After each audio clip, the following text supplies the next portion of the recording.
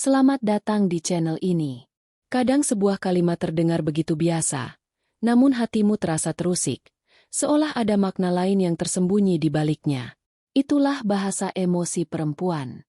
Tidak selalu jujur lewat nada atau air mata, tetapi seringkali terselip dalam kata-kata yang ia ucapkan dengan tenang. Seorang pria yang peka tidak hanya mendengar apa yang dikatakan, tetapi juga apa yang tidak diucapkan. Dalam psikologi, ini dikenal sebagai kebocoran emosi, sinyal tak sadar yang keluar dari cara bicara, jeda, dan intonasi. Dalam banyak kasus, saat perempuan mulai menjauh, ia tidak berkata, "Aku sudah berubah." Ia hanya mulai memilih kata-kata yang berbeda, dan itu cukup untuk pria yang mampu merasakannya. Epiktetus pernah berkata, manusia terganggu bukan karena peristiwa, tapi karena makna yang mereka berikan pada peristiwa itu. Sayangnya, banyak pria memilih menutup mata karena lebih nyaman percaya daripada menghadapi kemungkinan pahit. Kita tidak akan membahas tanda-tanda fisik atau perubahan rutinitas.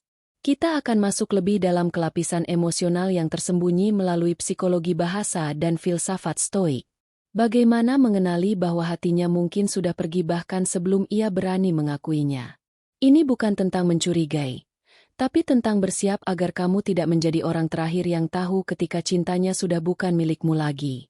Kalau kamu mulai merasa ada yang berbeda, komunikasi yang dingin, kehadiran yang terasa hampa, kata-kata yang tak lagi menguatkan, maka video ini layak kamu simak sampai akhir. Marcus Aurelius mengatakan, jangan hanya perhatikan apa yang dikatakan orang, tapi juga apa yang tidak mereka katakan. Dan kini mari kita mulai. Kata pertama, aku gak tahu perasaanku sekarang gimana.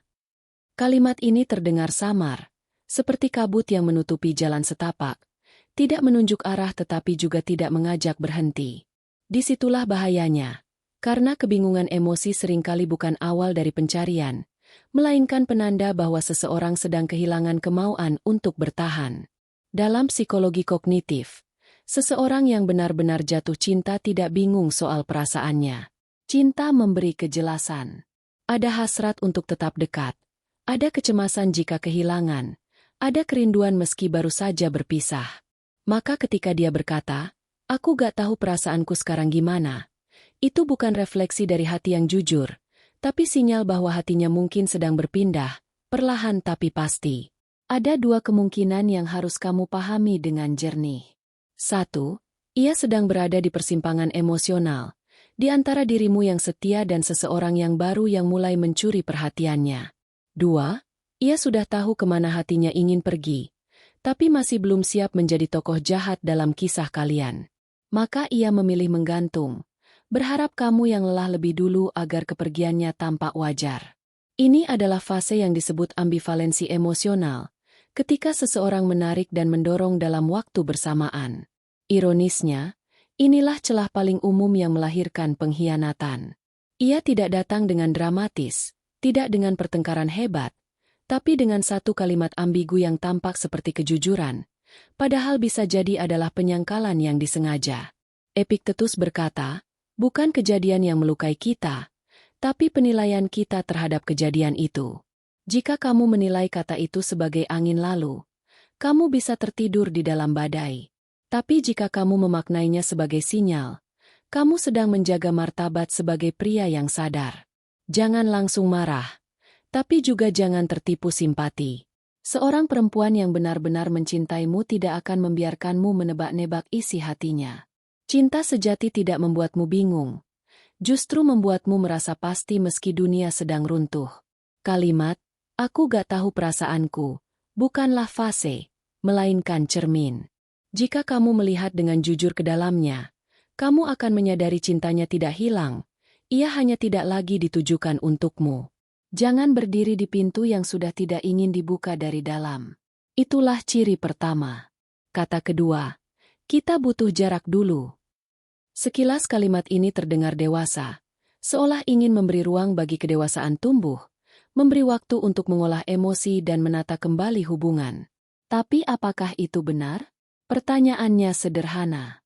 Jarak untuk menyembuhkan atau untuk menyelinap pergi diam-diam? Banyak pria terjebak dalam ilusi ketenangan. Mereka mendengar kalimat itu dan mencoba memahami. Berpikir mungkin ini cuma fase, mungkin dia butuh waktu. Lalu mereka menunggu, dan perlahan ditinggalkan. Jarak tidak selalu berarti putus. Tapi dalam banyak kasus ia adalah gerbang yang disamarkan dengan kata-kata indah.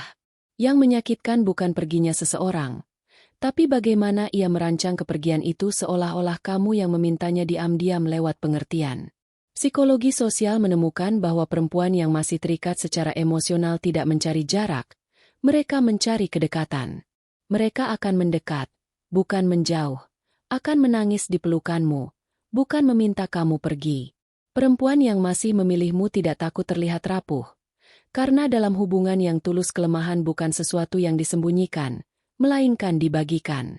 Jadi ketika dia berkata ingin sendiri dulu, kadang itu bukan tentang dirinya yang ingin pulih, tapi tentang seseorang lain yang kini lebih menenangkan daripada kehadiranmu. Stokisme tidak mengajarkan kita untuk curiga, tapi mengajarkan kita melihat kenyataan sebagaimana adanya tanpa dibutakan harapan kosong. Ingat ini, jarak yang diminta tanpa alasan jujur bisa jadi adalah pengantar untuk kepergian yang sudah lama direncanakan. Cinta tidak pernah bertumbuh dari jarak yang dibungkus kebohongan. Kalau dia benar mencintaimu, dia akan berjuang bersamamu, bukan menjauh dan berharap kamu tetap setia pada ketidakpastian. Ibarat rumah yang retak, orang yang masih peduli akan tetap tinggal dan memperbaiki. Tapi jika ia tiba-tiba ingin keluar sebentar, mungkin ia sedang menengok rumah lain yang lebih nyaman. Tanyakan dalam hati dengan jujur, apakah aku sedang ditinggal perlahan dengan cara yang sopan?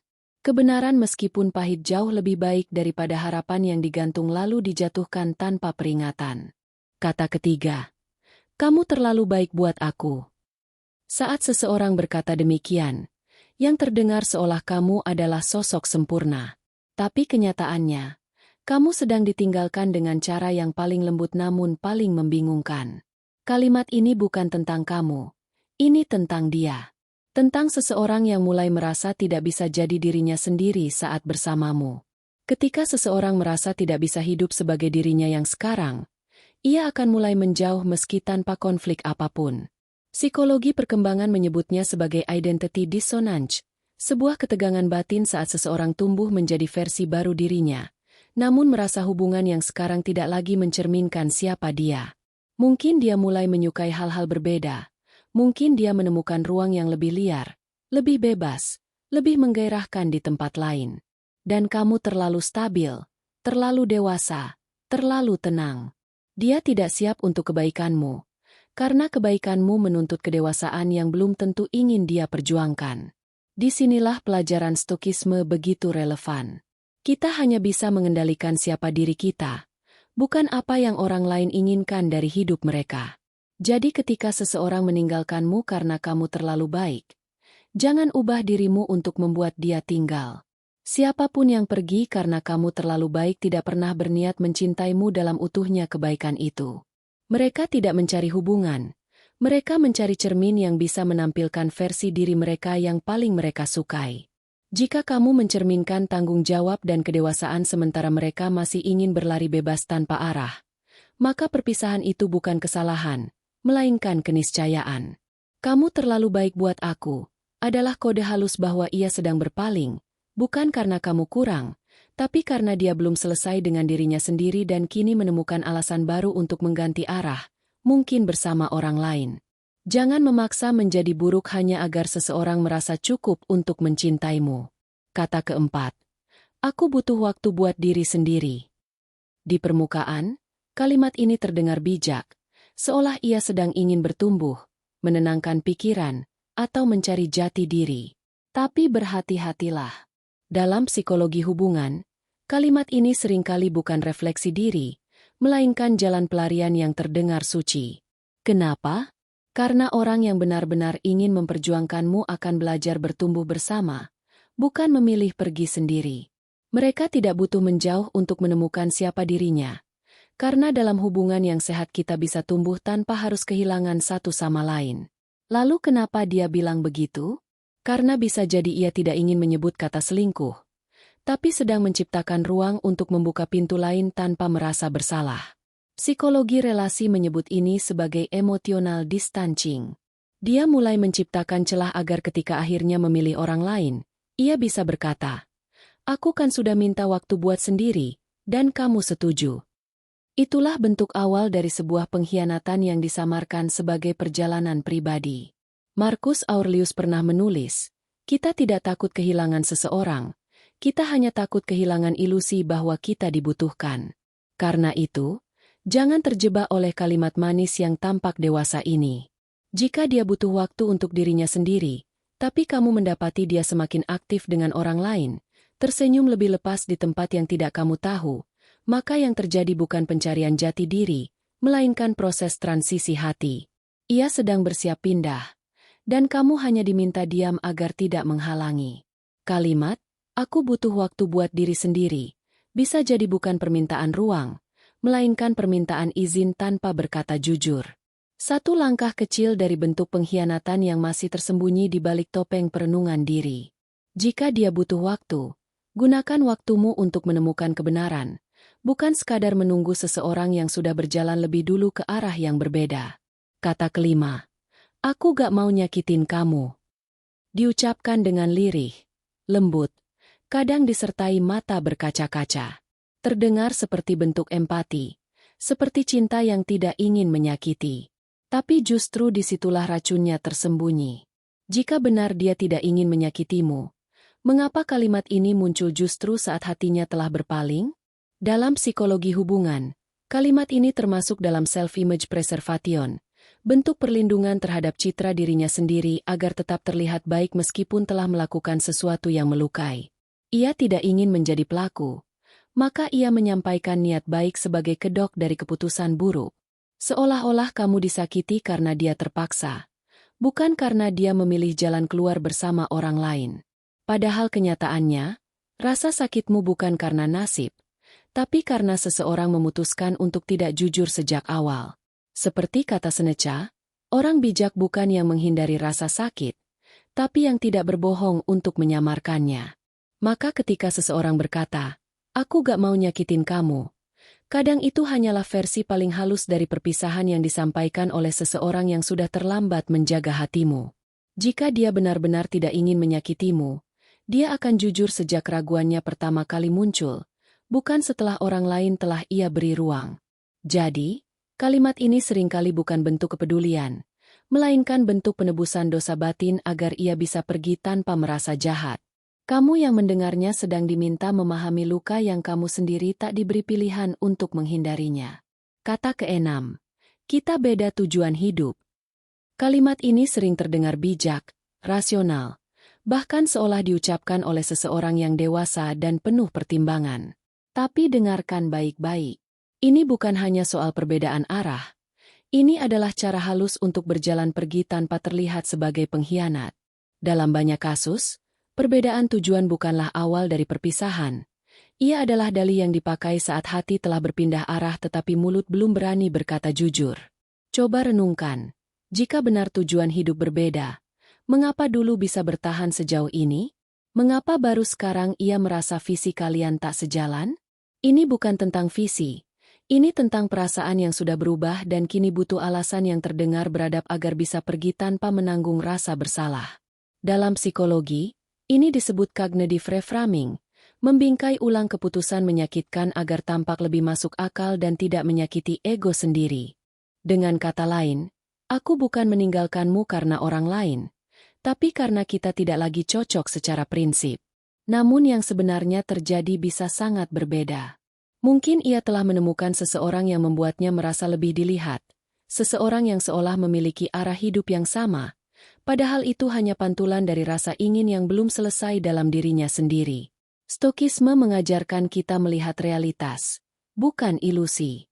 Ketika seseorang mengucapkan, kita beda tujuan hidup, yang sesungguhnya terjadi adalah hilangnya komitmen, bukan hilangnya arah. Tujuan bisa dinegosiasikan, bisa diselaraskan, tapi cinta yang telah berpindah hati tak bisa lagi ditarik dengan logika. Ini adalah penanda bahwa ada orang lain yang kini terasa lebih sejalan dengannya, dan ini adalah salah satu kalimat klasik yang sering diucapkan oleh mereka yang sedang atau akan berselingkuh. Sebagai penutup, Jangan jadi lelaki yang terlambat menyadari. Kamu mungkin merasa sedih atau bahkan marah. Tapi ketahuilah kemarahan hanyalah topeng dari luka yang tidak ingin kamu akui. Perempuan tidak tiba-tiba berselingkuh. Ia pergi sedikit demi sedikit, dengan mengubah cara bicara, mengurangi frekuensi pesan, menghilangkan emotikon yang dulu rutin muncul, dan menutup diri dari percakapan yang dulu membuat kalian dekat. Marcus Aurelius pernah berpesan, perhatikan bukan hanya apa yang dikatakan orang, tapi juga apa yang mereka pilih untuk tidak katakan. Maka belajarlah menjadi pria yang sadar, bukan hanya setia. Jadilah lelaki yang bukan hanya mencintai, tapi juga mampu membaca cinta saat ia mulai memudar. Jika pada akhirnya dia memang pergi, jangan jatuh terlalu dalam.